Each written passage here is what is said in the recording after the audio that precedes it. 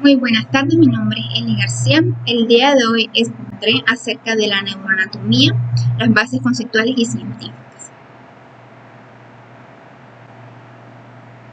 Las etapas más importantes en la historia del estudio del científico del cerebro se encapsulan en la comprensión de la antigüedad clásica y la Edad Media y su epicentro conceptual. Vendría dado por el descubrimiento ya en la Grecia antigua del encéfalo como sede de las funciones superiores del psiquismo humano. La protagonización de la revolución científica, que aconteció en las postrimerías del Renacimiento y en la aurora de la modernidad, cuando se comenzó a aplicar el método científico en la exploración del sistema nervioso. El nacimiento de la neurociencia como estudio interdisciplinar de la mente en los años 60, con la implantación de una metodología holística y la exploración del sistema nervioso y del psiquismo. En los siguientes capítulos observaremos la formación del sistema nervioso, la ontogénesis del sistema nervioso. Hace referencia al proceso de formación del sistema nervioso y cada una de sus estructuras, la cual se realiza durante el desarrollo del embrión, por lo tanto también es conocida en el estudio de la embriología. El sistema nervioso es el primer sistema que se forma en el embrión, desde el momento de la fecundación y después de su estructuración. Inicia el posterior proceso de formación de órganos y demás estructuras del cuerpo humano. Dentro de las etapas de la formación del sistema nervioso tenemos la neurulación primaria, que va desde la tercera hasta la cuarta semana de gestación. Tras la fecundación se forma el cigoto, la célula primigenia compuesta por la función de un óvulo y un espermatozoide. El cigoto se divide sucesivamente, convirtiéndose en un conjunto de células que se denominan mórula. Posteriormente aparece el blastocele, una cavidad llena de fluidos. Dentro de esta estructura, cuando esto sucede, hablamos de la blástula.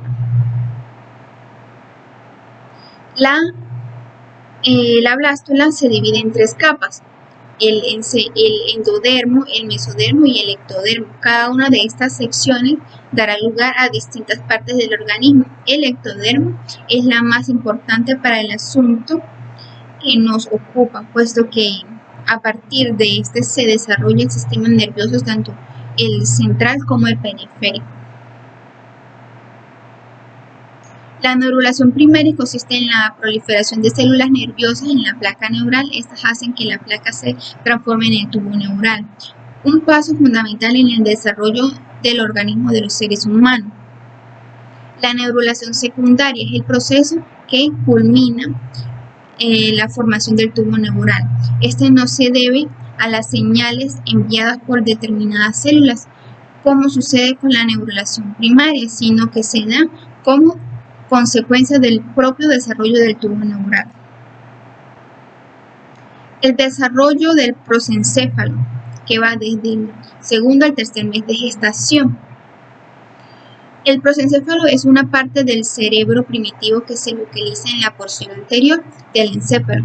Se trata de una estructura que se desarrolla durante las fases embrionarias y que posteriormente pasa a dividirse en más estructuras.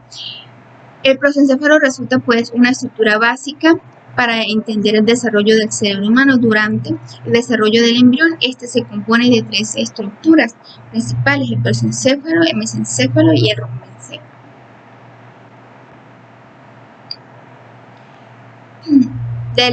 Del sexto mes hasta los 5 años ocurre la organización y la diferenciación. En esto ocurre la citodiferenciación, donde cada célula asume su morfología y fenotipo bioquímico. La diferenciación se acomodan en redes y circuitos de funcionamiento.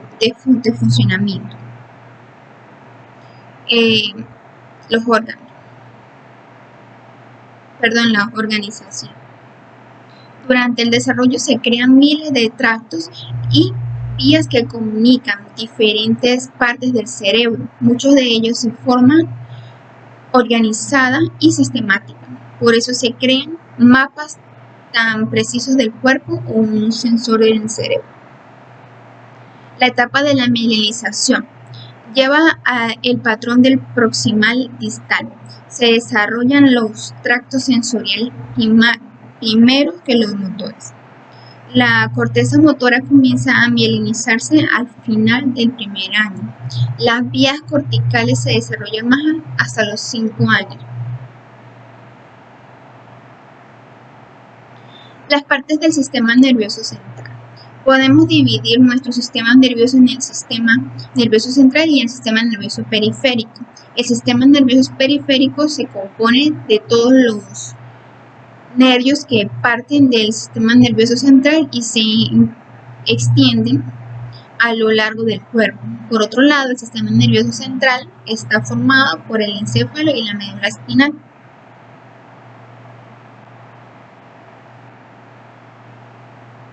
Las células nerviosas se dividen en neurona y neuronas. La neurona es la célula del sistema nervioso.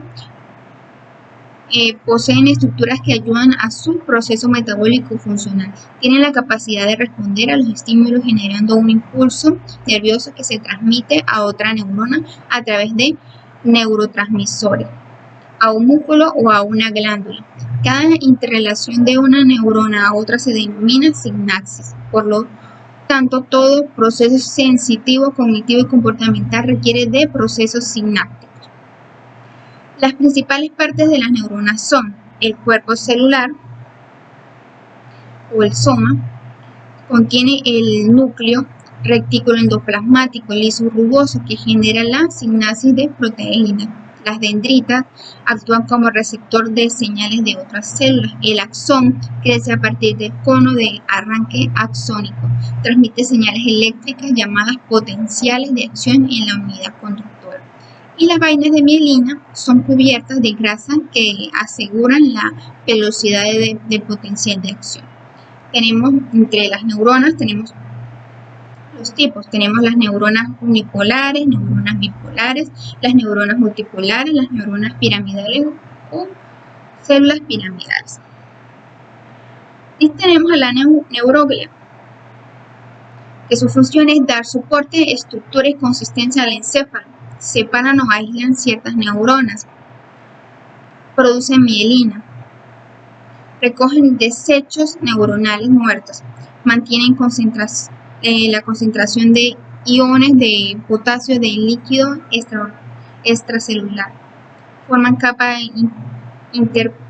impermeable o barrera hematoencefálica, la cual previene el paso de tóxicos de la sangre al sistema nervioso. Seguimos con la teoría neuronal. Aquí tenemos a Santiago Ramón y Cajal.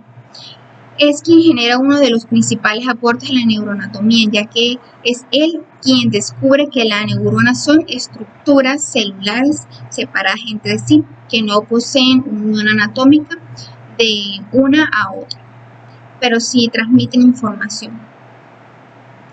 Es a partir de allí que define los principios de la teoría neuronal, que son dos. Tenemos la polarización dinámica.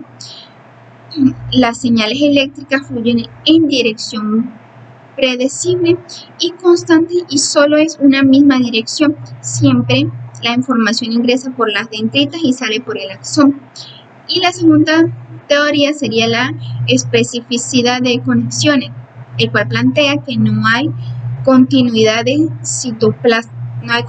citoplasmática entre las células nerviosas y que no se comunican de forma indiscriminada ni aleatoriamente, es decir, que existen dianas concretas y en sitios específicos para cada neurotransmisor. Gracias.